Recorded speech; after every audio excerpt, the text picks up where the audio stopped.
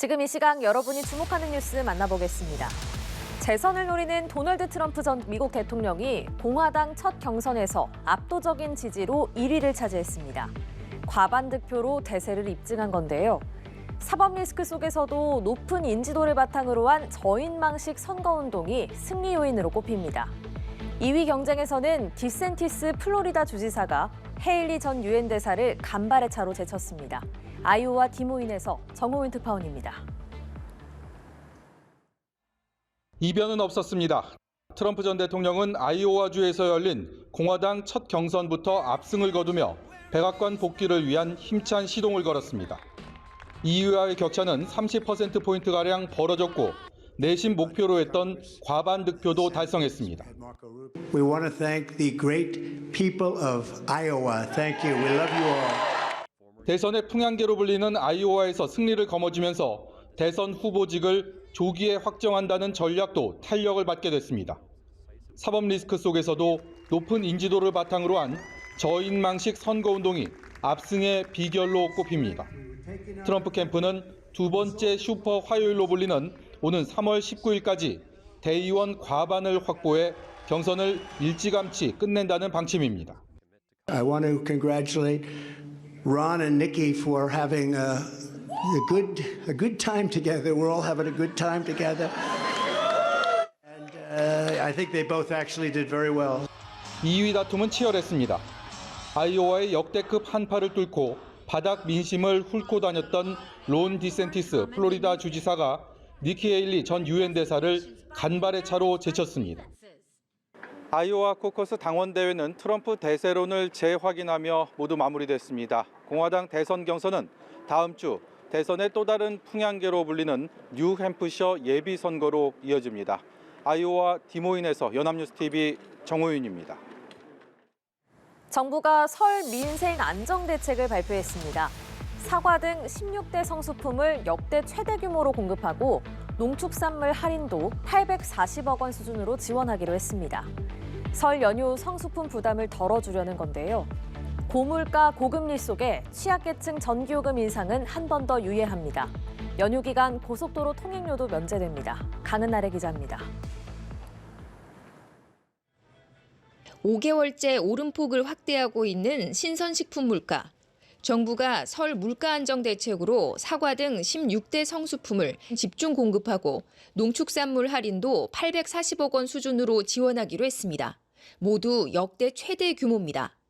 2월 8일까지 4주간 대형마트 등과 같은 모든 유통 경로에서 정부 할인을 20%에서 30%로 높이고 유통업체 자체 할인도 병행하여 추진하겠습니다.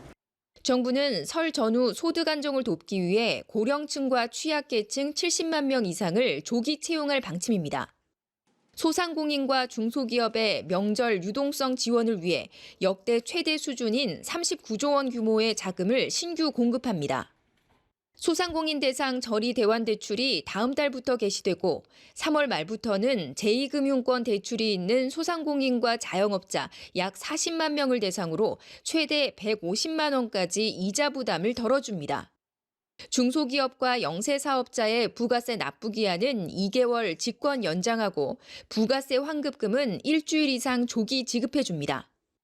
취약계층 365만 호에 대해서는 작년 1, 5월 각각 유예했던 전기요금 인상분을 1년 재유예하여 약 2,900억 원 부담을 덜어드릴 계획입니다. 올해는 기존 6월뿐 아니라 2월도 여행 가는 달로 지정됐습니다. 정부는 설 연휴 기간 국내 관광 활성화를 위해 비수도권 대상 숙박 쿠폰 20만 장을 순차적으로 배포하고 교통 할인도 지원합니다. 연휴 기간 고속도로 통행은 무료고 KTX나 SRT를 타고 역귀성하면 최대 30% 할인해줍니다. 연합뉴스TV 강은나래입니다. 지난 정부에서 폐지하기로 했던 자사고와 외고, 국제고가 공식적으로 부활했습니다. 설립 근거가 되는 초중등교육법 시행령 일부 개정안이 국무회의를 통과한 건데요. 정부는 부작용으로 제기돼 온 고교 서열화와 사교육 과열에 대해선 학생 선발 제도 등으로 보완할 수 있다고 밝혔습니다. 사회 통합 전형을 내실 있게 운영하고 지역 인재를 20% 이상 선발한다는 계획입니다. 윤솔 기자입니다. 자사고와 외고, 국제고의 법적 설립 근거가 되는 초중등교육법 시행령 일부 개정안이 국무회의에서 심의 의결됐습니다. 이번 초중등교육법 시행령 개정으로 2025년 이후에도 자율형 사립고, 자율형 공립고, 외국어고, 국제고 학생과 학부모님께 교육 선택권을 돌려드리고자 합니다. 앞서 문재인 정부는 자사고와 특목고를 오는 2025년부터 일반고로 전환하도록 지난 2020년 시행령을 고쳐 설립 근거를 없앴지만 현 정부는 공교육 경쟁력 제고 방안의 일환으로 이를 전면 백지화하기로 했습니다. 정부는 이들 학교의 부작용으로 제기돼 왔던 고교 서열화와 사교육 과열 비판을 놓고는 학생 선발 제도 등으로 보완할 수 있다는 입장을 거듭 밝혔습니다. 학생을 후기에 선발하고 자기주도 학습 전형을 지속해서 운영하면 사교육 억제에 효과를 보일 수 있다는 겁니다. 또 사회 통합 전형을 내실 있게 운영하고 지역 인재를 20% 이상 선발하는 방식으로 학교들이 사회적인 책무를 다할 수 있게 보완했다고도 설명했습니다.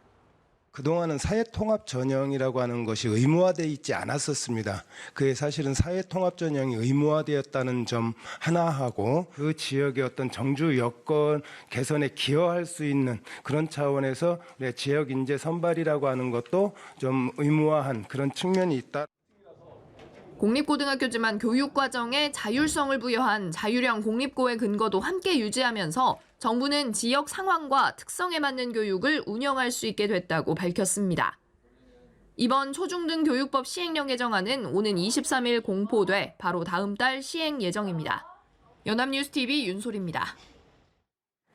농산어촌 지역에서 문을 닫는 학교가 점차 늘고 있습니다.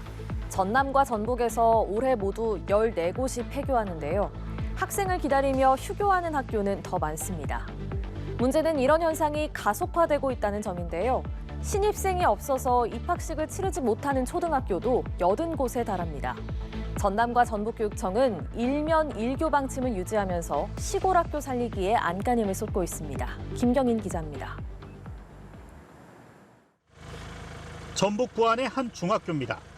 한때 전교생이 800명을 넘었지만 지금은 단 1명입니다.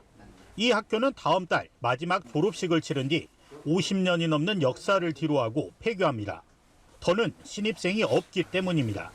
그래도 제가 나온 학교인데 좀 남아있으면 좋을 텐데 워낙 또 인구가 줄고 또 학생이 없다 보니까 어쩔 수 없는 현상인 것 같아요.